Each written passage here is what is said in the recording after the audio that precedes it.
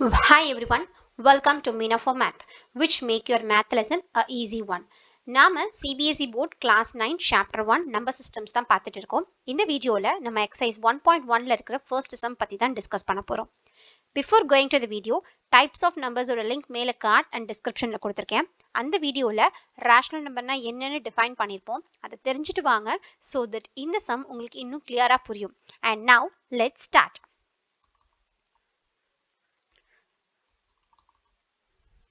Exercise 1.1 sum number 1. Is 0 a rational number? Can you write it in the form of p by q where p and q are integers and q is not equals to 0? Okay. 0வை p by q formatல எழுத முடிஞ்சு அதில் p and q integers இருந்து q ஒரு non-zero integer இருந்தா அது அந்த 0 ஒரு rational numberனு கேட்டிருக்காங்க.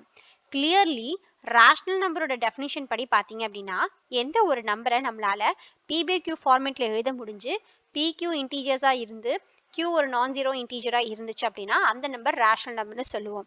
ஸோ கிளியர்லி ஃபர்ஸ்டில் நமக்கு கொடுத்துருக்க 3 கண்டிஷனும் ரேஷனல் நம்பர் டெஃபினிஷன்ல இருக்கிற 3 கண்டிஷனுமே ஒரே கண்டிஷன் தான். அப்போ 0 இந்த 3 கண்டிஷன்ஸையும் சாட்டிஸ்ஃபை பண்ணிடுச்சு அப்படின்னாலே இந்த 3 கண்டிஷன்ஸ் அதாவது it can be written in the p by q format.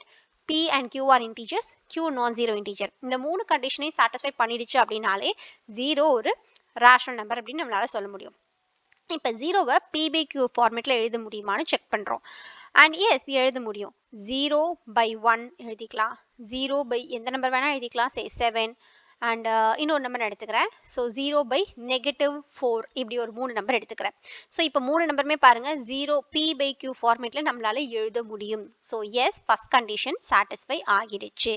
அடுத்தது என்ன, p and q ரெண்டுமே இன்டீஜர்ஸ் தான். நமக்கு என்ன கிளியராக தெரியும்னா 0 இஸ் அ இன்டீஜர் அப்படிங்கிறதுல எந்த டவுட்டுமே கிடையாது. So clearly 0 is an integer.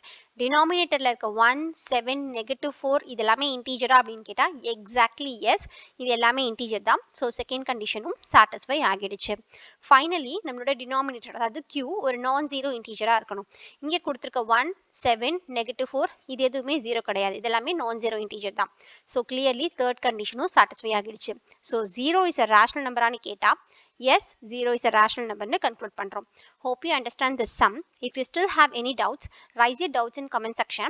If you want to know about example 2, அதாவது how to find 5 rational numbers between 1 and 2, உங்க leftல இருக்க வீடியோவை click பண்ணி பாருங்க. And இந்த exercise ஓட second sum பத்தி தெரிஞ்சுக்க உங்க rightல இருக்க வீடியோவை check பண்ணி பாருங்க. இந்த வீடியோ உங்களுக்கு helpful-ஆ இருந்தா do like the video and subscribe to Meena for Math. Also don't forget to hit the bell icon for future updates. And மேக்ஸை கஷ்டமான சப்ஜெக்டாக ஃபீல் பண்ணுறவங்க ஃப்ரெண்ட்ஸ்க்கு மறக்காமல் இந்த சேனலை ரெஃபர் பண்ணுங்கள். தேங்க்ஸ் ஃபார் வாட்சிங். தேங்க்யூ.